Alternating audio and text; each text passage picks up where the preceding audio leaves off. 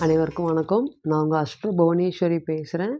நம்ம இன்னைக்கு பார்க்க போறது மிதுன ராசி மற்றும் மிதுன லக்னத்திற்கு குரு பகவான் வக்ர பெயர்ச்சி பலன்கள் எப்படி இருக்க போகுது. அக்டோபர் 9ஆம் தேதி குரு பகவான் வக்ர பெயர்ச்சி அடைய போறாரு. இது மிதுனம். போற வரவன்லாம் கருத்து சொல்றான். நம்ம பார்த்தீங்கன்னா, அன்றாட விஷயத்துக்கு சாப்பாட்டுக்கே கஷ்டப்பட்டுட்டு இருக்கோம். நான் உண்டு, என் வேலை உண்டுன்னு இருக்கேன். என்னை ஏங்கடா இப்படி உசுப்பேத்துறீங்க அப்படின்னு சொல்ற அளவுக்கு மிதுனம் இருக்கா அப்படின்னு கேட்டிங்கன்னா இருக்கு. எங்க போனாலுமே பார்த்தீங்கன்னா, உங்களுடைய குரல் ஓங்கி ஒலிச்சிட்டு இருந்த குரல் இன்னைக்கு பார்த்தீங்கன்னா, ஒதுங்கி நிக்கக்கூடிய ஒரு சூழ்நிலை. அவனுக்கு என்னடா பணம் கொட்டி கிடக்குது. அவனால முடிஞ்சதெல்லாம் அவன் வாங்குறான். ஆனா நீங்க எங்க எது கம்மி விலைக்கு விக்கும்? எங்க பார்த்தீங்கன்னா, நம்ம போட்டா நீட்டா தெரிவோம். அப்படிங்கிற இடத்துல தான் ரூ. 100 சட்டை வாங்கி போட்டாலும் பார்க்கறக்கு மிதுனத்த பொறுத்தவரையும் ரொம்ப பந்தாவா, ரொம்ப அழகாவும், ரொம்ப ஸ்டைலாவும் இருக்கும். அதைய பார்த்தே மத்தவங்க உங்க மேல பொறாமப்படுறாங்களா அப்படின்னு கேட்டிங்கன்னா, பொறாமப்படுறாங்க. ஆனா வீட்டுக்குள்ள இருக்க விஷயம் உங்களுக்கு மட்டும் தான் தெரியும். என்னால முடிஞ்சது என் வாழ்க்கைய எங்க ஸ்டார்ட் பண்ணான் அவன், இன்னைக்கு அவன் எங்க நிக்கிறான் அப்படின்னு அந்த ரூ. 100 சட்டைய பார்த்து இன்னைக்கு உங்கள பெரிய அளவுக்கு பில்டப் பண்ணியே பார்த்தீங்கன்னா, ஓரமா உட்கார வச்சுட்டாங்களா அப்படின்னு கேட்டிங்கன்னா, உட்கார வச்சுட்டாங்க. எவ்வளவுதான் உஷாரா இருந்தாலும், ஏதாவது ஒரு ஏமாற்றத்த கொண்டு தள்ளிட்டு போயிர்றாங்க. இப்படி உசுப்பேத்தியே ஒரு ஏமாற்றம் வந்துச்சு அப்படின்னா, கண்டிப்பாக மிதுனம். அதேபோல எதிராளிகள் உங்களைய கண்குத்தி பாம்பா எப்படா நீங்க முடிவீங்க? எப்ப உங்களை நீங்க மாட்டுவீங்க ஏதாவது ஒரு பிரச்சனையில? அப்படிங்கிற அளவுக்கு உங்கள பார்த்தீங்கன்னா, அனுதினமும் நோண்டிட்டு இருக்காங்களா அப்படின்னு கேட்டிங்கன்னா, நோண்டிட்டு இருக்காரு. சில சமயம் கடவுள் துணை இருக்காருன்னு அமைதியா நீங்க பாட்டுக்கு சாமி கும்பிட்டு போயிர்றீங்க. சில சமயம் உங்களுக்கு கோவம் வருது. உங்கள மீறியே பேசுறீங்க. சில சமயம் பார்த்தீங்கன்னா, எதுக்கு நமக்கு வம்பு அப்படின்னு அமைதியா போனாலும், ஓ! அந்த அளவுக்கு தெனாவெட்டாயிருச்சா இவனுக்கு அப்படிங்கிற அளவுக்கு பேசுறாங்க. எந்த பக்கம் போனாலும் இவனுங்க பேசிட்டே தான் இருக்கானுங்க. என்னதான் பண்றதுன்னு தெரியாம நீங்க முழிக்கிறது கண்டிப்பாக எனக்கு தெரியுது, கேட்குது. அதேபோல பொதுவா அந்த நேரம் தவறாமையே மிதுனத்துக்கு பொறுத்தவரை சொன்ன சொல்ல, வாக்குறுதிய எப்படியாவது காப்பாத்திரணும் கடைசி வரையும் போராடுவாங்க. அதனாலேயே மத்தவனுக்கு பணம் வாங்கி குடுத்தே அவமானம். மத்தவனுக்கு ஜாமீன் வாங்கி போட்டே அவமானம். மத்தவன குடும்பத்த பார்த்து நம்ம குடும்பத்த பார்க்கறக்கே நமக்கு நேரம் இல்ல. அவன் குடும்பத்த பார்த்து அவனுக்கு ஒரு நல்ல வழி காமிக்கிறதுக்குள்ளார உங்க குடும்பத்தில பிரச்சனை. இந்த மாதிரி ஓயாம அனுதினமும் பிரச்சனைகள நீங்க சந்திச்சு வந்துட்டு இருக்கிறது எனக்கு தெரியுது. நெறையா பார்த்தீங்கன்னா, மிதுனத்த தொழில் ரீதியால நெறைய அவமானங்கள். எங்க போனாலும் பார்த்தீங்கன்னா, பில்டப் பண்ணி, "உனக்கு என்னப்பா? உனக்கு அங்க வீடு இருக்குது, இங்க இடம் இருக்குது, இங்க கார் இருக்குது" அப்படின்னு சொல்லி, நானும் எவ்வளோதான் முட்டி மோதினாலும் இப்படி நானும் சோம்பேறித்தனம் படாம உழைக்கிறேங்க. இருந்தாலும் என்னால மத்தவங்க பில்டப் குடுக்குற அளவுக்கு வளர முடியல அப்படின்னு நெறைய மன சங்கட்டங்களும், மன போராட்டங்களும் மிதுனத்துக்கு இப்ப இருக்குதா அப்படின்னு கேட்டீங்கன்னா இருக்கு. ராகு, சனி பகவான் எங்களுடைய ராசிய பொறுத்தவரை பாக்கியாதிபதி குரு பகவான், அதேபோல 9ஆம் அதிபதியான சனி பகவான்லாம் வேலை செய்றாங்களா? பாசிட்டிவா? இல்லையா? அப்படிங்கிறவங்கலாம் இருக்காங்களா? கடவுள் இருக்காருன்னே சில சமயம் உங்களுக்கு பார்த்தீங்கன்னா, தோணிட்டு இருக்கா? அப்படின்னு கேட்டீங்கன்னா, தோணிட்டு இருக்கு. நெறையா விஷயங்கள் மாற்றத்துக்கு ரெடியாக இருக்குதா? அப்படின்னு கேட்டீங்கன்னா, கண்டிப்பா இருக்கு. பொதுவா மிதுனத்த பொறுத்தவரையும் குரு பகவான் பாதகாதிபதியா இருக்கிறாரு. அப்படி இருக்கிறவரு இன்னைக்கு வக்ர கிரக பெயர்ச்சியில ஏதாவது எங்களுக்கு நன்மை பண்ணிருவாரா? அட நீங்க வேற! அவர் வரும்போதே எதுவுமே பண்ணவே இல்ல. இன்னைக்கு பாருங்க ஏறக்குறைய 6, 8 மாசம் ஆச்சு. என்ன இருந்ததோ அதே தான் இன்னைக்கும் இருக்குது அப்படின்னு சொல்லி வருத்தப்பட்டுட்டு இருக்கிற உங்களுக்கு, இந்த வக்ர பெயர்ச்சி பலன்கள் எப்படி இருக்க போகுது அப்படிங்கிறத பார்க்கலாம் நம்ம. முதல்ல பார்த்தீங்கன்னா, எப்பவுமே பாதகாதிபதி பலவீனமா அடையும்போது நம்ம சாதனை படைக்கக்கூடிய ஒரு யோகத்தை நிச்சயமா ஏற்படுத்தி குடுப்பாரு. அப்போ குரு பகவான் அப்படிங்கிறது குருங்கிறது காசு. அப்போ உங்களுடைய பணத்த ரொம்ப விடாப்பிடியா வாங்கிட்டு போயிருப்பான். அத வாங்கிட்டு போய் உங்க கண்ணு முன்னாடியே அசால்ட்டா செலவு செய்வான். ஒரு ஒரு வாட்டி வீட்டுக்கு போனீங்கன்னா, அவன் சம்சாரம், "ஐயோ! என்கிட்ட பணம் இல்லைங்க. அவரு தாங்க எல்லாம் வாங்கிட்டு போய் எல்லாம் பண்ணுனாரு.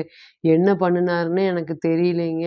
தயவுசெய்து நீங்க பணம் என்னன்னு கேட்டுட்டு என்கிட்ட வந்துராதீங்க" அப்படிங்கிற மாரி சொல்லியிருப்பாங்க. ஆனா, அவன் பார்த்தீங்கன்னா, டெய்லி நல்லா பணம் செலவு பண்ணிட்டு உங்க முன்னாடி இருந்திருப்பான். இத்தன நாளா அதையெல்லாம் பார்த்து, மன உளைச்சல்ல அ வீதிக்கு போய் பேசிர்லாமா அப்படின்னு இருப்பீங்க. இருந்தாலும் மிதுனத்த பொறுத்தவரையும் அந்த மாரி வெளிப்படையா சண்ட போடுறதும் தெரியாதே. மனசுக்கு வச்சுட்டு மட்டும் தான் பேசுவீங்க. இந்த கோச்சாரம் பார்த்தீங்கன்னா, "இந்தாப்பா உன்கிட்ட பணம் வாங்கிட்டு போனதுலேருந்து என்னோட குடும்பத்தில நெறைய சண்ட வந்துட்டே இருக்குது. என்னால முடியல.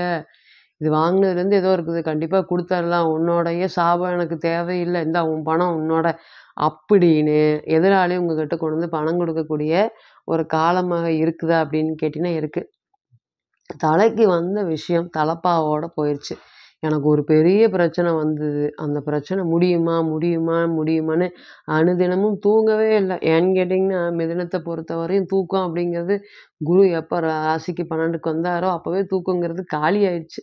நிச்சயமா வந்து பார்த்தீங்கன்னா, இதெல்லாம் மாறுமா, மாறுமான்னு சொல்லி கேட்டு அழுகக்கூடிய ஒரு காலத்த பெருமாள பார்த்து அழுதுட்டு இருக்கீங்க. மிதுனத்த பொறுத்தவரையும் பெருமாள பார்த்து தான் அழுக முடியும். அதுவும் வந்து திருப்பதி பெருமாள் மட்டும் தான் மிதுனத்துக்கு வந்து பார்த்தீங்கன்னா, பெரிய சப்போர்ட் பண்ணுவாரு.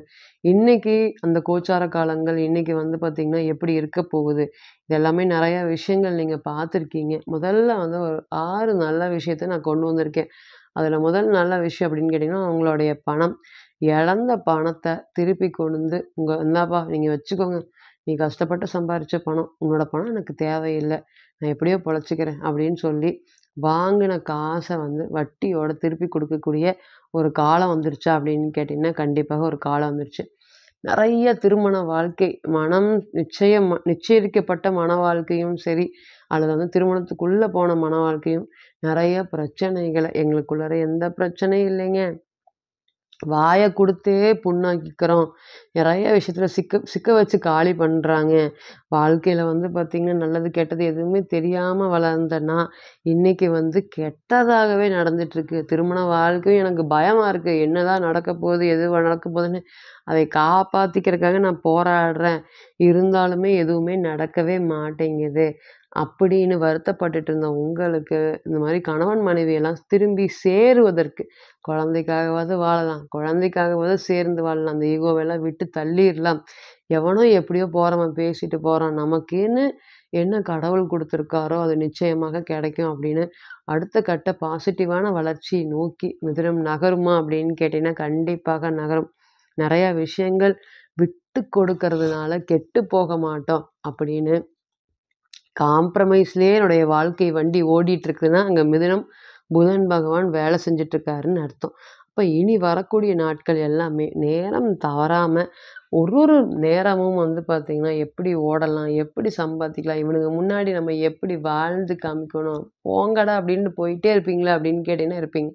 நெறைய மன உளைச்சல்களும், கவலைகளும் இன்னைக்கு வந்து பார்த்தீங்கன்னா, இன்னைக்கு கோச்சாரத்துல இன்னைக்கு நம்ம பார்க்கும்போது வந்து புதனும், கேதுவும் ஒரே டிகிரில இருக்கு. அப்படி ஒரு மன உளைச்சல்கள்.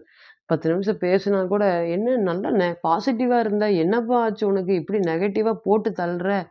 ஏன் நீ முடிஞ்சு கிடிஞ்சு போயிட்டியா?" அப்படின்னு நீங்க முடியலனாலும் உங்களுடைய வார்த்தை மத்தவங்கள வந்து பார்த்தீங்கன்னா, அந்த அளவுக்கு நீங்க டிப்ரஷன்ல இருக்கிறது வார்த்தையாக வெளிப்படும். வெளிய பார்க்கறக்கு நல்லா பேசுவீங்க, சிரிப்பீங்க. ஆனா அந்த டிப்ரஷன் அப்படிங்கிறது வார்த்தையில வெளிக்காட்டிட்டே இருக்கும். அதனாலேயே வந்து 10 நிமிஷம் மேல பேசிட்டு உங்கள விட்டு ஓடி வந்துருவாங்க. அந்த அளவுக்கு தான் இருக்கு. இனி வரக்கூடிய காலங்கள் விதிக்காரன விட்டுட்டு மதிக்காரனால ஜெயிக்கக்கூடிய ஒரு யோகத்த கண்டிப்பாக ஏற்படுத்தி கொடுக்கும். அதீத கோபம் வந்து கட்டுப்படுத்தப்படும். இத்தன நாளா இருந்த மிதுனத்துக்கு பொறுத்தவரை கோபமே தெரியாது. இன்னை வந்து பார்த்தீங்கன்னா, இனி வரக்கூடிய காலங்களும் குரு பகவான் வக்ரம் அடைஞ்சு 5ஆம் பார்வையாக 4ஆம் இடத்த பார்க்குறாரு. ஒரு கைப்பிடி நிலம் கூட, மண் கூட எனக்கு இல்ல. அப்படின்னு நினைச்சு வருத்தப்பட்டுட்டு இருந்த உங்களுக்கு, இடம் வாங்குறதுக்கு ஒரு யோகத்த ஏற்படுத்தி குடுப்பாரு. என்னால வாங்க முடியாது. என்னோட குழந்தைங்க வாங்கட்டும், என்னுடைய மனைவி பேர்ல வாங்குறேன் அப்படின்னு கிடைக்காத யோகம், வாங்க முடியாத யோகம் எல்லாமே இனி வரக்கூடிய காலங்கள்ல குரு பகவான் வக்ரம் அடைஞ்சு பார்க்கக்கூடிய இடத்துல தொட்டதெல்லாம் தொடங்கக்கூடிய ஒரு யோகமாக இருக்கும். அதேபோல இடம் வாங்கலான்னு சொல்லிட்டு அதுக்காக நீங்க வந்து இடம், பத்திரம் சம்மந்தப்பட்ட விஷயங்கள் எல்லாமே ரொம்ப கவனமாக பார்த்து வாங்கணும். எந்த ஒரு விஷயத்திலயுமே குரு பாதகாதிபதி அப்படின்னு ஒளிஞ்சிருக்காரு அப்படிங்கிறத மறந்துறக்கூடாது. விவகாரத்துல சீக்கிரம் மாட்டி விட்டுருவாரு. இந்த ராசிய பொறுத்தவரையும் குரு மாதிரி நல்லதும் இல்ல, குரு மாதிரி கெட்டதும் இல்ல. அப்போ விவகாரத்துல மாட்டி விட்டுட்டா நம்ம அதிலிருந்து மீண்டு வர்றதுக்கு ரொம்ப வருடங்கள் ஆகும். ஸோ ரொம்ப கவனமாக ஒரு ஒரு விஷயத்தையும் கையாளணும். சாதனை படைக்கக்கூடிய ஒரு நேரம். எவ்வளோதான் சோதனைகள் இருந்தாலும் அதிலிருந்து மீண்டு வெளியே வந்து சாதனைகள் படைக்கக்கூடிய களம். குழந்தை நல்லா தலைக்கு வரட்டும், தலை எடுக்கட்டும். எங்களுடைய வாழ்க்கை தரம் உயரும். ஏன்னா, மிதுனத்த பொறுத்தவரையும் 7ஆம் அதிபதி, 10ஆம் அதிபதி. குழந்தை வளர வளர யோகமா அப்படின்னு கேட்டீங்கன்னா வரும். குருங்கிற அந்த குழந்தை வந்ததுக்கு அப்புறம் யோகம். அப்ப அந்த குழந்தைக்காக நாங்க கடுமையாக முயற்சி பண்ணிட்டு இருக்கோம். பெருமாள் அனுகிரகத்தோட நிச்சயமா எங்களுக்கு குழந்தை பேரு கிடைக்குமா?